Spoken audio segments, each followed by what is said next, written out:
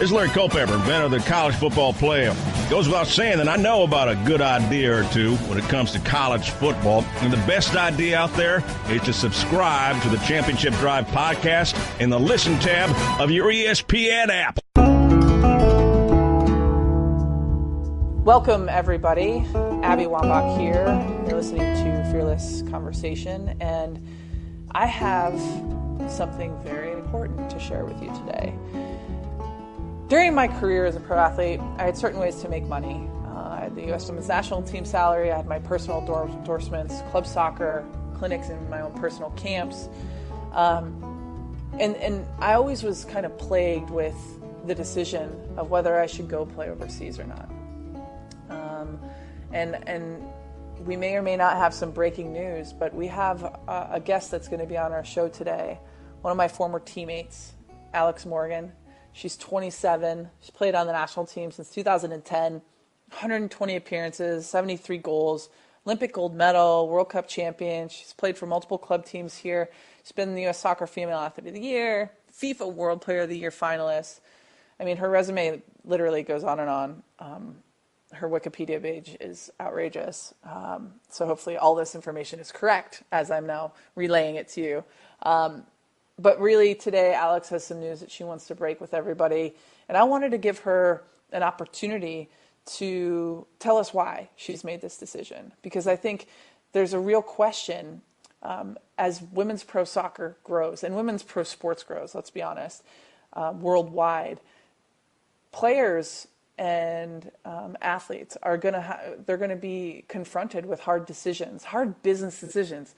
Gone are the days where it's like, oh, I'm just happy to be a pro athlete. You're actually making real business decisions that is going to affect you. It's going to affect your family, and then it's going to affect your club team. It's going to affect your national team. It's going to affect the millions of fans that you have in your country. Because you know what? Let's be honest. Alex is a face. She's the face of the women's national team, and so she feels a heavy bit of responsibility to keep growing the game here in this country. But as a player, somebody who played for many, many years and was given opportunities to go play overseas, I find it really fascinating to think about what would have happened if I actually did go play overseas. And so Alex has a pretty cool thing to tell us today, and I want to get a little more in depth and ask her the whys, the hard questions that maybe she won't get an opportunity to answer if otherwise wasn't given this forum. So I'm lucky. I feel like I've got friends in high places or something. I don't know. I feel like maybe she owes it to me a little bit because she was a little kid when she first came on the team, but for now, she's one of the faces of the women's national team, and I just can't wait to hear about what news she's got to tell us and the reasons why in which she got to the decision she did. So it's going to be an exciting conversation, you guys. Stick around. College football lives here. When the season began, both Michigan and Florida State had their sights set on a trip to the playoff. Over the middle, diving catch, touchdown Michigan! Now they go head-to-head in one of the most compelling bowl games this season. It's a tip, and a catch, and a touchdown! Oh my goodness! The Capital One Orange Bowl. Coverage begins Friday, December 30th at 8 Eastern on ESPN and on ESPN Radio. All right, here we go, you guys. One of my favorite people literally on the planet, Alex Morgan. How in the hell are you doing, sister? What's going on? I'm good. Thank you for that introduction. Do you say that to everyone? I hope not. I do not. I do not. You are one of my favorite people on the planet, so that is not a lie, and I don't say that to everyone, literally. Just check in, Yeah, well, I know you just got back from Europe, and you had a little bit of a belated honeymoon, I guess. What did you do there? What are you up to over there? Well, me and Savannah went to Paris and Amsterdam, and I also traveled through the north of Spain, went wine tasting quite a bit, and Madrid, and the start of my trip actually started a little earlier because I went to to this beautiful city of Lyon. Oh, okay. Well, I think that might be a really good segue because I think you have some breaking news for us. Do tell us what you were up to in Lyon, France. Yeah, so over the last couple of months, I've kind of been looking at my options abroad in playing in a different league, and I decided to take the trip to Lyon and check it out and see if that's something that I would fit into. And it actually surprised me at how great the training facilities were, the stadium was, the players, the club itself, how invested they are in women's football. And I just decided to sign with them on to their second part of their season, which will go January through the end of May. Through the end of May. Wow. Okay. I should say actually June 1st because Champions League final is June 1st, and we want to make sure we're there. Of course. I mean, I think that's a huge reason why you'd want to go play in Europe to begin with. But let's go back to a little bit like how you processed through this decision, because I know for me, and when I played, not to make this about me because it's about you, but I know that was something that I really struggled with, deciding between my individual progress as an individual player and also wanting to collectively make sure that the game here in our country in the U.S. was growing, and it really never posed itself as a good opportunity for me to go and play overseas because of the women's national team schedule and whatnot. So what led to this decision for you individually, and then how do you think it's going to help you individually so that when you do come back to play in the States or with the national team, how that's going to impact you on a collective, on a team level? Yeah, you basically said it all, how it's, the timing has to be perfect, and sometimes the opportunity doesn't come about. And it's very difficult, obviously, with the national team and us treating our national team almost like a club team because we do play, we have played so much outside of FIFA dates and had training camps where the national team has pulled us away from our club teams and staying in the domestic league that would be a lot easier.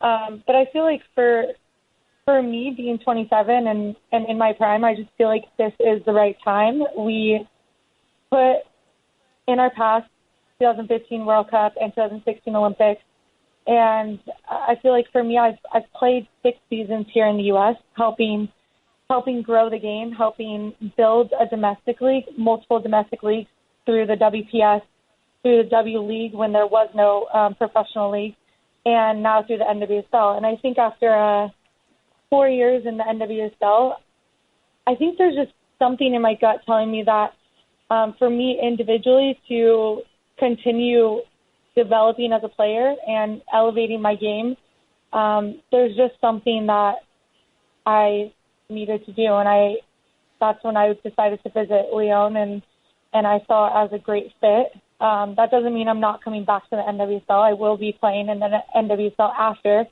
I finish up the second part of the season with Lyon, but it's a way, I think, for me to just continue developing. And I think in a way it's going to benefit us.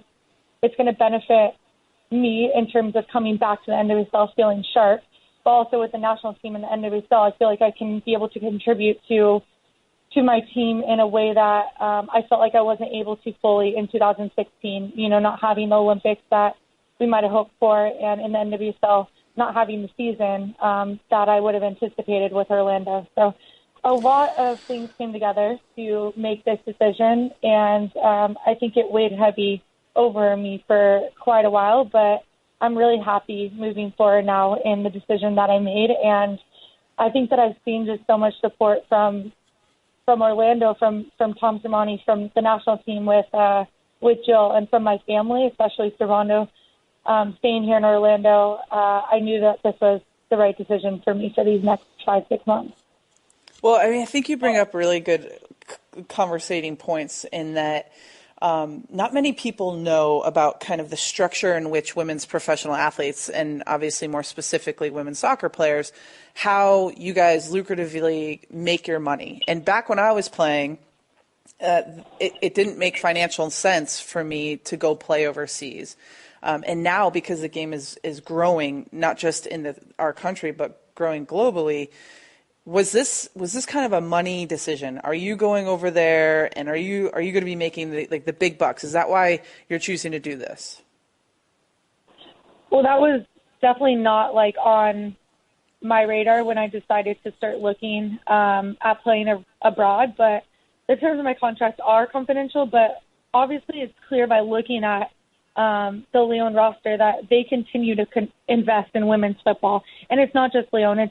It's other clubs in Europe. It's, in England with Man City, with Chelsea. You have even Barcelona, who has publicly said that they want to commit more to the women's game. They want to invest more in women's football. You have some German clubs who have historically done so. So you're definitely seeing a shift in those European clubs investing more in women's football, and I think it's a great time now, especially leading into the World Cup in 2019, which will be held in France.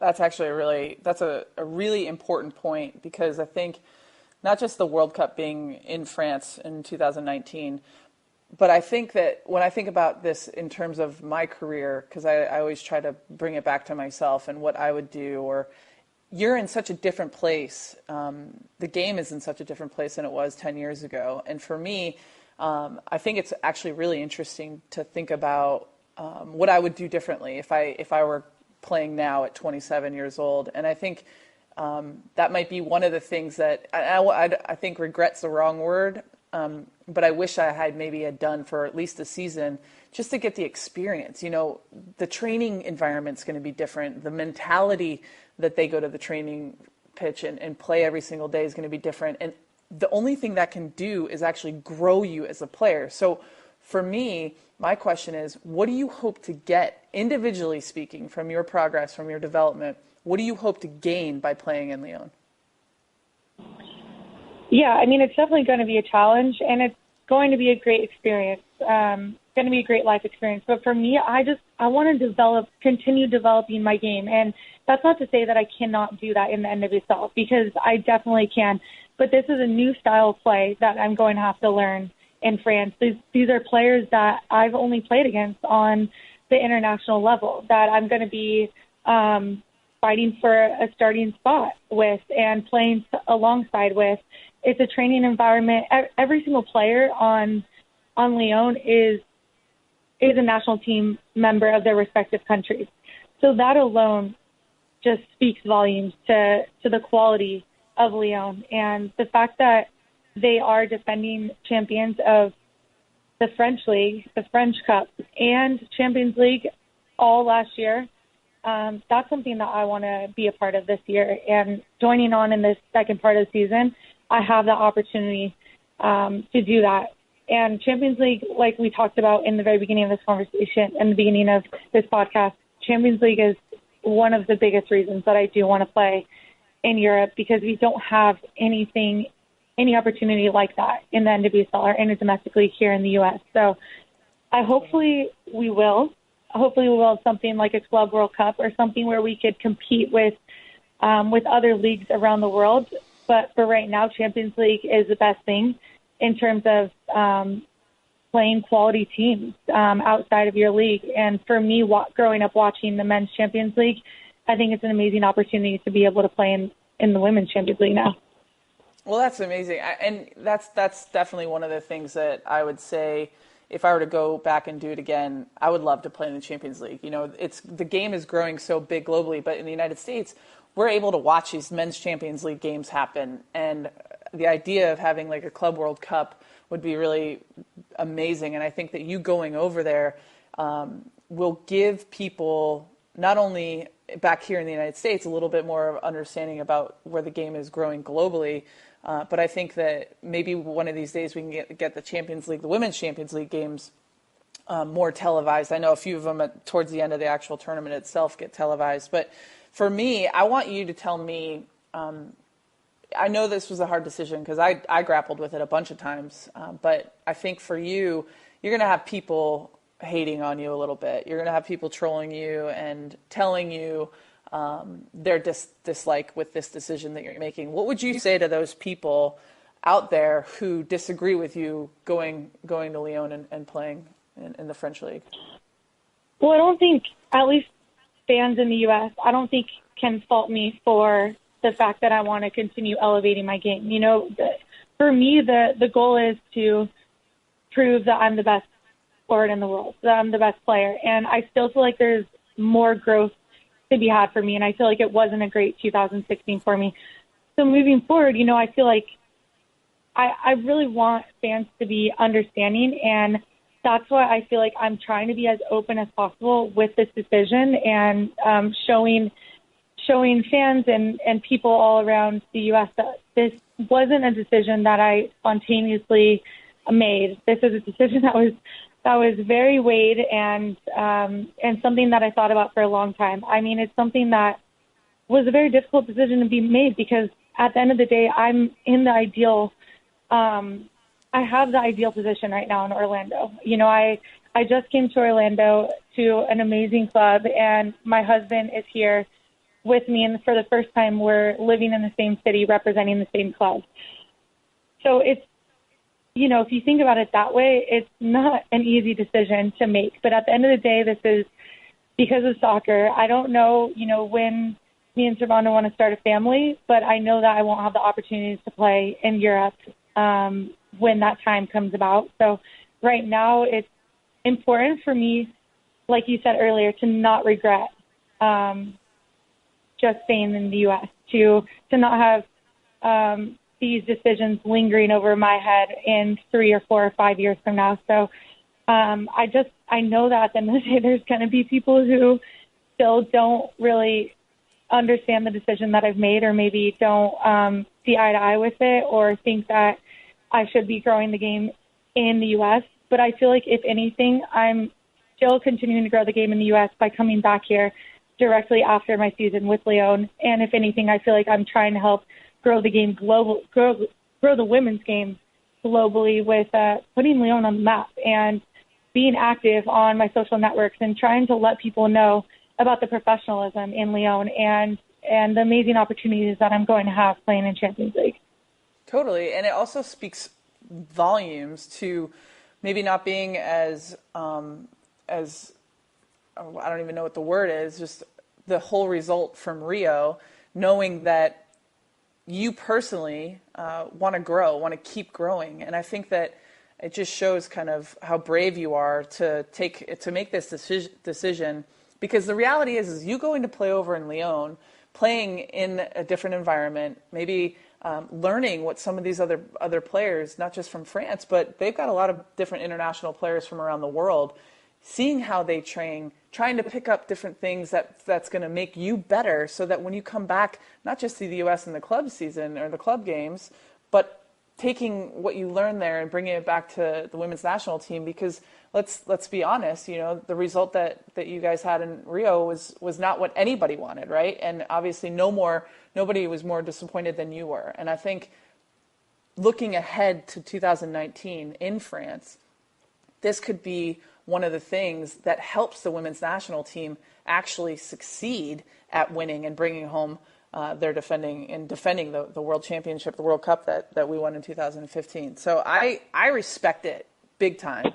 And there's no question in my mind that you're going to learn, you're going to grow, because sometimes you can get you can get staled. You can stall a little bit in your development by playing in the same system and having the same coaches around you. This just could be something that could inspire you and make you learn different things. What personally do you want to achieve goal-wise in 2017? Do you guys have a big schedule planned with the women's national team? Jill has committed to playing within those FIFA dates moving forward. So I think the first thing for us would be She Believes Cup, and that's obviously an important tournament because if I am saying this correctly, I believe that France and England and Germany have signed on for multiple years in the She Believes Cup. I think, don't hold me to that, but that's what I believe was the case last year when we started the tournament.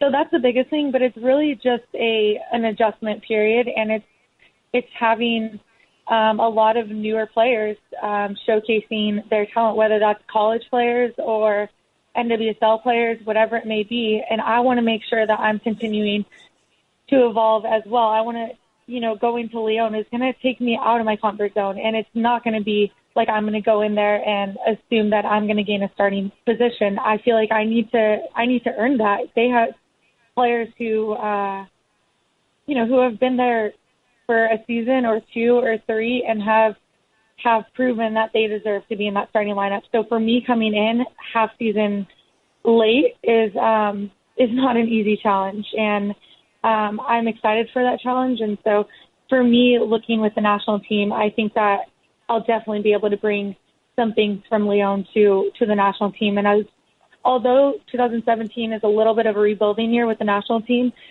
every time we're coming into camp and playing friendlies or She Believes Cup or whatever it might be, I want to make sure that I'm prepared, 100% fully prepared. And I think there's no better way to do that in the next couple months than to be training in the most competitive environment that I know in the world, and that's in Lyon. Well, I mean, I know this couldn't have been an easy decision for you, but I also know that your sponsors and the partners that you've worked with for many years, are they excited about this? Are you losing deals? Are you gaining deals? I mean, because I know that you're probably going to be extra busy. Are you going to be traveling back to the United States to fulfill some of your obligations back here? Or are you going to be planted in Lyon for the time that you're playing there? I definitely want to commit myself to Lyon for this second part of the season that I've signed on for. So for me, I have spoken with a lot of my sponsors and partners, and they're very supportive and open to working with me to ensure I fulfill obligations and continue to work together. But I guess that's going to have to be, a month-by-month type deal. I'm going to be back in the U.S., obviously, for national team duty when there are FIFA dates. So it's going to have to be a little bit of timing thing to work around national team camps when I am in the U.S. But I do want to commit myself to playing in Lyon and not pulling myself out of that environment unless it's completely necessary. All right. So when you told Jill what you were planning on doing, what was her reaction? How did she respond? Jill was very supportive. She thought that this was a great way for me to continue developing as a player, like I've spoken about, and like I've spoken about how that's the number one thing, that the number one reason I do want to go to Lyon. And so I did speak with her during the whole process of me thinking about it before I even went to Lyon. And then I spoke with her on the phone recently about the decision that I made. And she's fully understanding of everything. Obviously, we're going to need to work together with FIFA dates because the national team she has told me that the national team wants to come in a couple of days before FIFA dates when there is no league. And so that'll be in the first couple of months of 2017. So obviously we'll have to work together through that. But it was a very positive conversation, or a couple of conversations that I had with her. And I think for us moving forward, obviously playing in Lyon this spring and looking to the future past the 2017 NWSL season, I don't know if it's something I want to do to go back to Lyon and play another full season with them or not. So I've gone through those scenarios with Jill as well, and she's completely supportive of whatever decision I do make. And I think that helped me feel really comfortable, or not comfortable, but feel confident in my decision, because I had people like Jill and people like Tom and my family in Toronto be so supportive and completely understanding of this decision that I was making. And so in a way that kind of helped take a little tension off of the decision-making process. Yeah, I mean, you're juggling so much, right? We talk about the NWSL team and Orlando Pride. Obviously, your relationship with Jill and the women's national team is of your probably utmost concern in terms of playing. And on the side note, just like a little thing that's going on with you guys is just the ongoing CBA negotiations that you have with U.S. Soccer. What, if anything, will affect? Are you going to be less involved? Are you going to be equally as involved in this? Because I know this is a massive fight, and I don't even want to say fight, just a massive negotiation that I know you guys put a lot of time, effort, and money, by the way. Lawyers cost a lot of money to get these things accomplished. So what's your thought on the CBA negotiations going forward? Well, it's full go right now. Obviously, our current CBA ends in 2 weeks. So for me, that was also a concern of mine when I was looking to sign in Europe, because obviously I want to be a part of those negotiations, and not a part of the negotiations, but a part of the team and the group and making the tough decisions. But also I felt like there was a little bit of uncertainty whether there would be some sort of strike or a lockout by U.S. Soccer. We obviously can't foresee the future in what we're going to do and how each party is going to use leverage. So for me, I wanted to make sure I was training in a competitive environment every day, and so that was part of my decision in deciding to play starting in January with Lyon.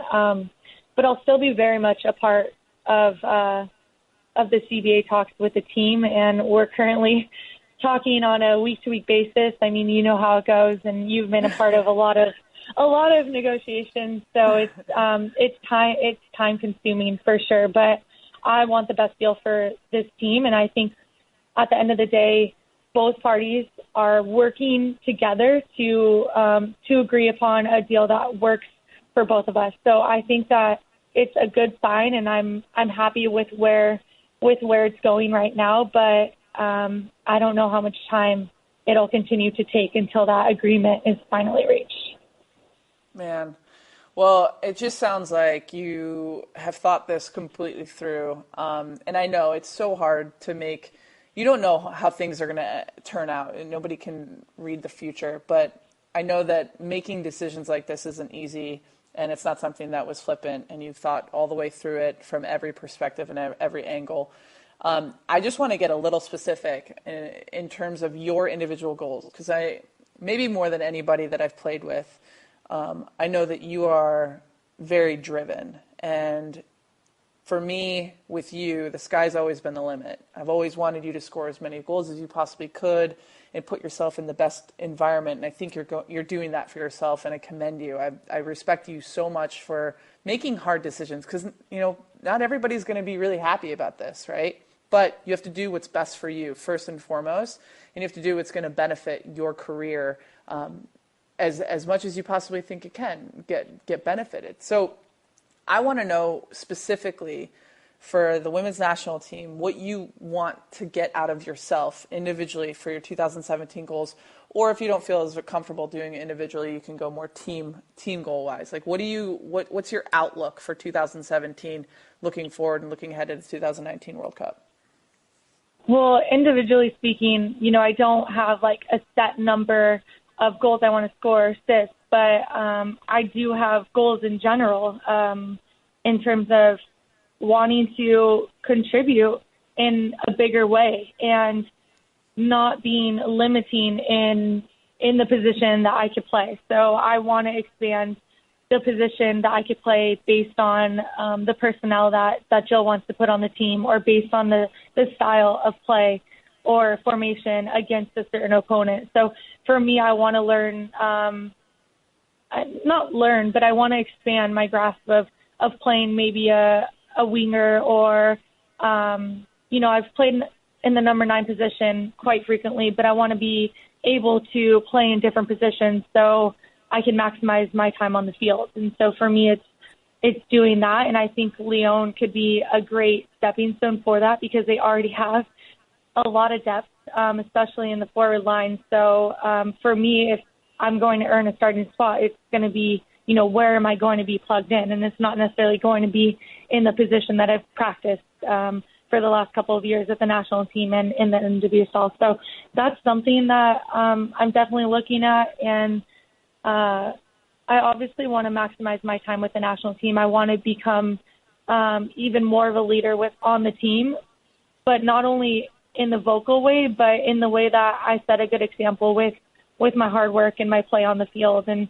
obviously, with that, I hope that the goals will come. I hope that the assists will come. I feel like for me, I had a good amount of goals this year, but my assists weren't maybe there as much as when me and you played together.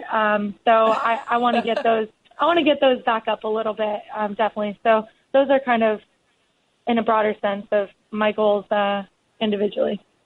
Oh, man. All right. Well, that is all the soccer talk I have for you today. I want to know what your holiday traditions are, what you and Servando are doing for Christmas. I just need to know before we get off.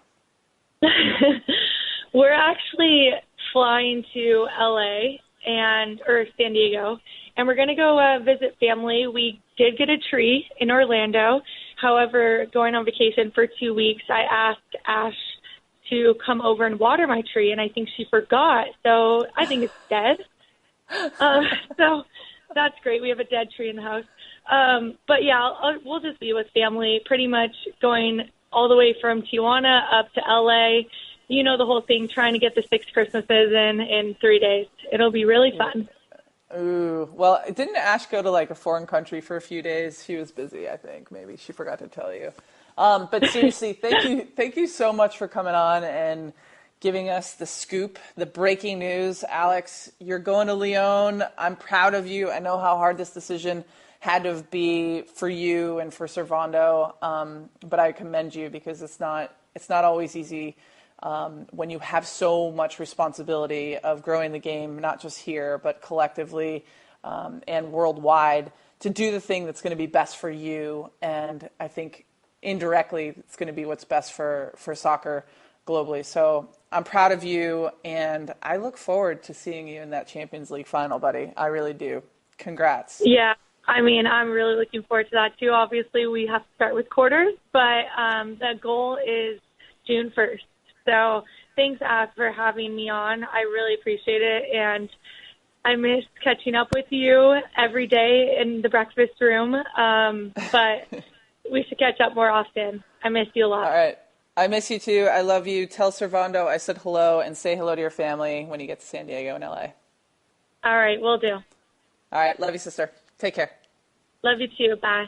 Well, there you have it, people. Alex Morgan is going to play in Lyon, France. And we've heard from her how hard it is to make those decisions and how many responsibilities she feels she has to juggle in order for her to do the best thing, the right thing. And sometimes doing the right thing by other people's opinions and standards is not going to be what's going to be best for her and her family. I think that we talked about a lot of really good stuff. I just know that these decisions don't come lightly for her. I know that for myself, in my experience, I never had the good enough opportunity to go play overseas. And to be honest, it just wasn't something that interested me that much at the time. Back when I was 27,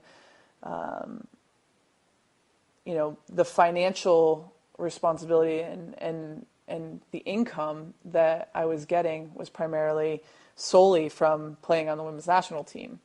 And we had leagues that started and failed and whatnot. And so I felt like in order to stay on the national team and to stay prevalent on the national team and to be successful, I had to be here. At the time, it didn't make sense for me to travel all the way overseas and then travel back here for national team games. And I felt like I'd miss a lot of training camps. And so I just never wanted to fall behind. But I think we're in a day and age where the women's national team is playing more on FIFA dates throughout the year and dedicating more time to having their players play in the club teams and enjoying their time of the club season. I think you'll find more players that are wanting to go experience European leagues, and that just can't. There's nothing but good things that can happen from that, because Alex is not sitting here saying she's going to play in Europe because she thinks it's better, or she doesn't think the NWSL. She's actually saying the opposite. She wants to go take what she's learned here, the experience that she has, and to go maybe input that into the French league, into the Champions League, and learn things over there so that when she comes and plays back in the United States for Orlando or for the women's national team, she's going to be better. And I think that we learned a lot from Rio, from the performance in the Olympics, that we have to be better. collectively. And every professional athlete knows that the best way to impact the team is to make sure that you're taking care of yourself individually. It's a balance.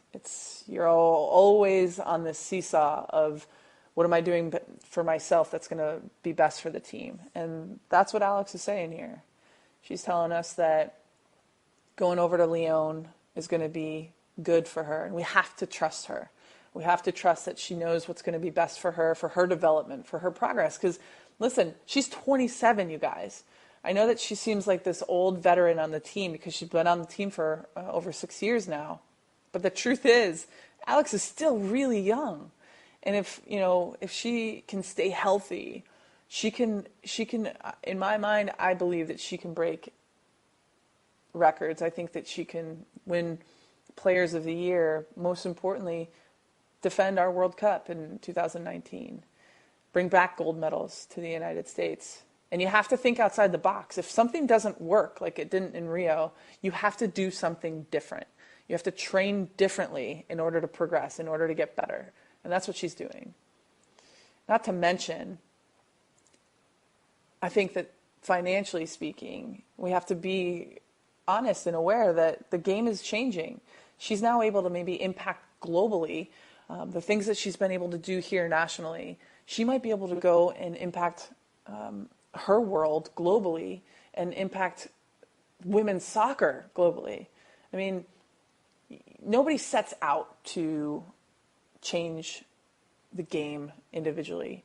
But if you have an ability like Alex does to be able to socially reach out across the aisle and become more of a public icon rather than just a soccer icon, you have to do the very best that you can, not just for yourself, but for women across this world, to see other women successful, to stand inside their own selves as powerful, strong women. And my gosh, you guys don't even understand. Women from Europe, they look and they idolize players from the United States, like that we get all this benefit and we get all these lucrative deals. But the truth is they need to see it in action. They need to sit with Alex and talk to her so that they can learn, so that they can get better. They can grow the game in their country. Because ideally, of course we want to win World Cups and Olympics. But ideally, we just want to leave the game better than we found it. And I know that that's one of Alex's goals in her career, and it's one of the things that she wants to leave as her legacy. And I wholeheartedly know in my heart, in my gut, that this is the best thing for Alex. And by virtue, it will be the best thing for the women's national team in hopes of bringing home another World Cup in 2019. So proud of her. There's a lot that goes into it. I can't imagine the stress that she's been under to finally get to this decision, but I'm proud of her for making it. And I know that she's going to do everything she can to make this a really positive choice that she's made for her development on the pitch and also off the field. It's always going to be. It'll be fun hearing the stories from her, what French life is like, and maybe she'll learn a word or two. But I do know that she's got big goals, big aspirations for the women's national team and for herself individually. And this is just nothing short of another thing that she'll be able to look back on and say that she checked every box to be the best player she possibly could be. So, Alex, my hat's off to you, sister. You keep pushing that game forward, because I know that some of the hardest decisions in my life that I've made have proven to be the most solid and the most beneficial. So I hope this is nothing short of that. Love you, sister. And I guess until next time, keep talking, keep loving, and happy holidays, everyone.